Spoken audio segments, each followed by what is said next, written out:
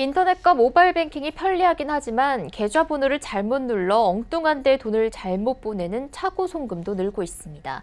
현행법상 일단 이체된 돈은 받은 사람의 소유이기 때문에 자발적으로 돌려주지 않는 이상 소송을 해야지 돌려받을 수 있는데요.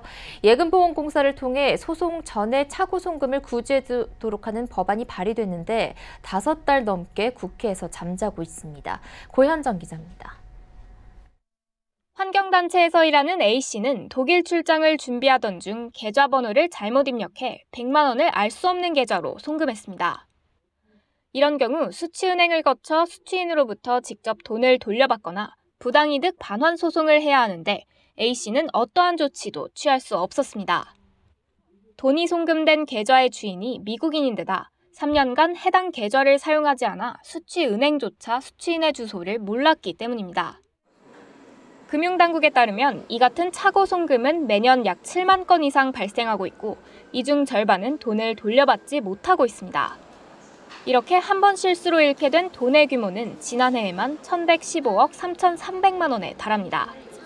돈을 돌려받는 과정에서의 소송 비용 등 사회적 낭비를 줄이기 위해 예금보험공사가 차고 송금액을 우선 보호해주는 내용의 법 개정안이 지난해 말 발의됐지만 여전히 국회에 계류돼 있습니다.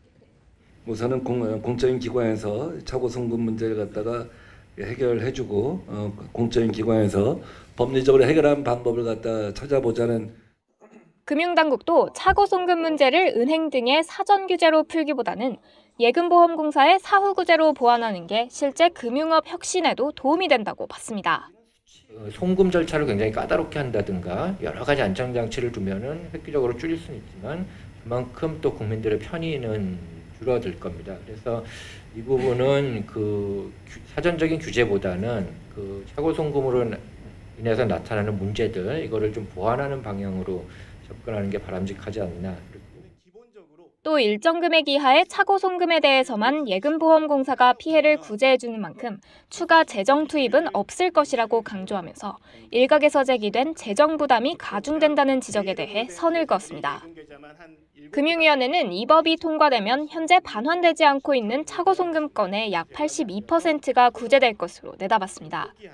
서울경제TV 고현정입니다.